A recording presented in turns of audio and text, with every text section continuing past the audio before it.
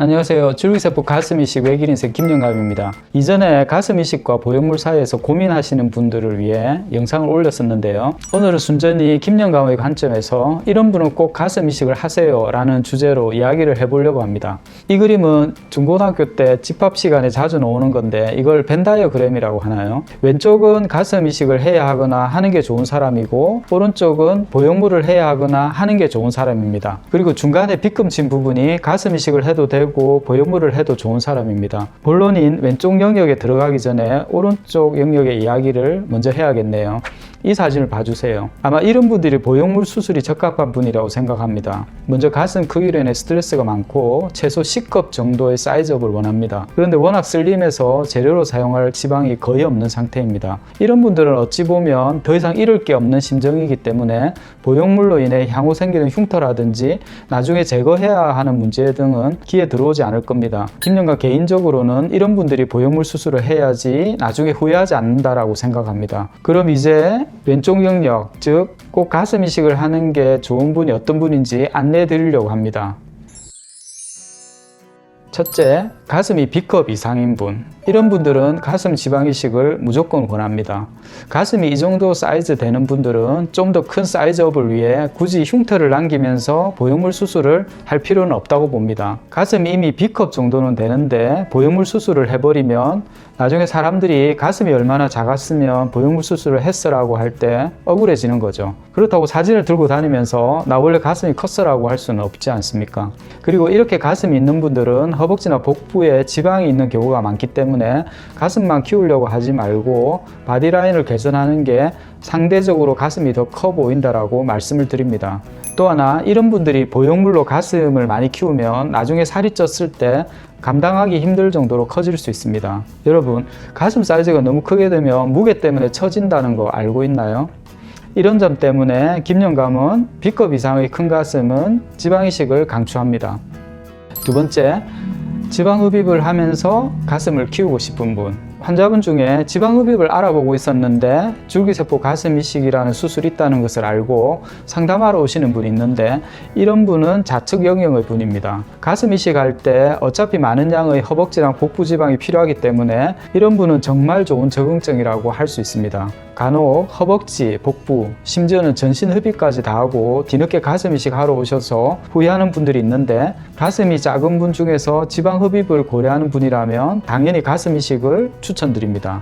세 번째, 보형물이나 필러 등 이물질은 무조건 싫다고 하시는 분. 심리적으로나 체질적으로 몸에 무언가 이물질을 얻는 것에 거부감이 심한 분들이 있습니다. 이런 분들은 김영감이 권하지 않더라도 본인이 먼저 지방이식을 해달라고 하시는 경우입니다. 사실 이런 분들의 문제는 가슴 지방이식을 하고는 싶은데 지방이 없어서 걱정이신 분들이 많습니다. 그래서 타병원에 갔는데 지방이 너무 없어서 수술이 안 된다든지 혹은 10kg 정도 더 찌우라는 말을 들었다고 하면서 내원하십니다. 이전에 올린 이 영상을 보시면 지방이 거의 없는 분들도 가슴 이식이 가능하다는 것을 알 수 있습니다. 예를 들어서 166에 41kg나 156에 38kg처럼 아주 슬림한 분들도 가슴 이식이 가능하고요.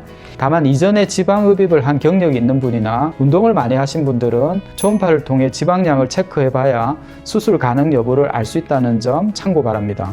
네 번째, 흉터가 너무 부담스러워요 하는 분. 성형 수술에서 흉터는 아마 모든 분들이 부담스러워하는 부분일 겁니다. 가슴 보형물의 경우 몸에 넣는 보형물 중에서 가장 크기 때문에 보형물을 삽입하기 위해서 겨드랑이든 유륜주위든 유방아 주름이든 3-4cm 정도의 흉터를 만들 수밖에 없습니다. 이런 상처들이 잘 아물어서 보이지 않을 정도가 되면 좋겠지만 어떤 분들은 상처가 켈로이드화 되어 지렁이 기어가듯이 올라오거나 과색소 침착이 되어 두드러지게 표시나기도 합니다. 게다가 만약 보형물에 문제라도 생겨 제거해야 하는 경우는 유륜주위나 유방아 주름이야 넣은 자리로 바로 제거하면 되지만 겨드랑이 절개의 경우는 보형물을 제거하기 위해서 유륜 쪽으로 다시 절개를 하는 경우까지 있는데 이런 경우는 흉터 측면에서 대참사라고 표현해야 할까요? 가슴에 너무 많은 상처가 나게 되는데 참 안타까운 경우죠. 물론 가슴 이식의 경우도 허벅지에 앞뒤로 4군데 정도의 지방을 흡입한 부위의 상처가 문제가 되지만 보형물에 비할 바는 아닙니다.